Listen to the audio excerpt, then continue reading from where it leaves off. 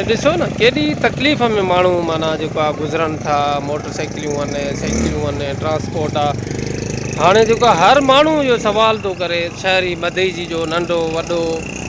जेको आहे सियासी समाजी अॻुवाण हुजे या शऊरबंद हुजे, हर माण्हू इहो सवाल करे थो त आख़िर MNA साहिब स्कीम जो ॾिनी त आख़िर हीउ टुकड़ो रहाए छो? हिन पथर बि न विछायो आहे, सन्ही पथरी हेठां विछाए माना रोड मथे न थियो, पोइ मथां जेको आहे जेको डांबर विछायो वियो आहे, उहो डांबर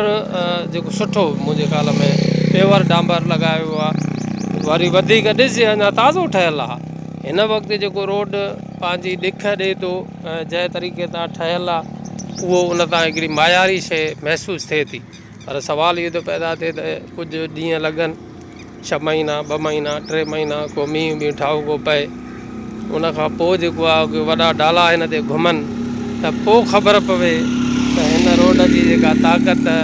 केतिरी आहे ऐं हिन में दमख़म केतिरो आहे। मदई जी ॿाहिरि हाउस सां गॾु जेको लिंक रोड आहे, जिंदो तेरो बाईपास खां मदई जी जे मेन बस स्टैंड ताईं जेको सालनि खां ख़राबु थियल रोड आहे, उहो टुकड़ो आहे। पर मसइलो इहो आहे त हीउ जेको टुकड़ो रहायो वियो आहे न, इन जे रहण जे करे वॾो माण्हुनि खे तकलीफ़ आहे। ऐं इहा इहा त इहे जेको टुकड़ो रहियलु आहे या ADP स्कीम तहत इहे टुकड़ो पेवर ब्लॉक मंज़ूरु थियलु आहे, जेको माना ठहंदो आहे बि थोरो टुकड़ो, मुंहिंजे ख़्याल में 200 खां 300 क़दमनि जो फ़ासिलो थी सघे थो। अवाम खे, मदई जी शहर वासियुनि खे जेको आहे इन शइ जे मुतालिक़ ॿुधाइनि त वाक़ई हीअ ADP स्कीम जेका आहे मंज़ूरु थियलु आहे न आहे, हीउ टुकड़ो छो छॾियो वियो आहे, कहिड़नि मक़ासिद तहत छॾियो वियो आहे, कहिड़नि मजबूरियुनि तहत छॾियो वियो आहे, ऐं हिन जा वजूहात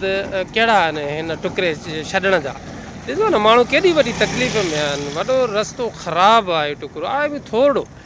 ॼण हेॾी सारी वॾी स्कीम हुई त हिन ते पछाड़ी ॿियो न त बि डांबर ई हारे मिड़ई सिधो हाली फ़िलहालु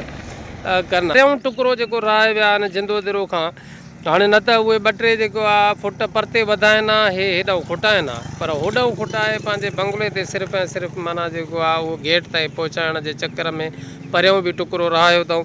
त उहे पंहिंजे तरफ़ां ई को बयानु जारी कनि त हीउ टुकड़ो रहाइण जो छा वजूहात आहिनि, छा मक़ासिद आहिनि, छो रहायो वियो आहे, टुकड़ो जेको आहे उहो छॾियो वियो आहे, उनजी छा वजूहात ऐं रीज़न्स आहिनि।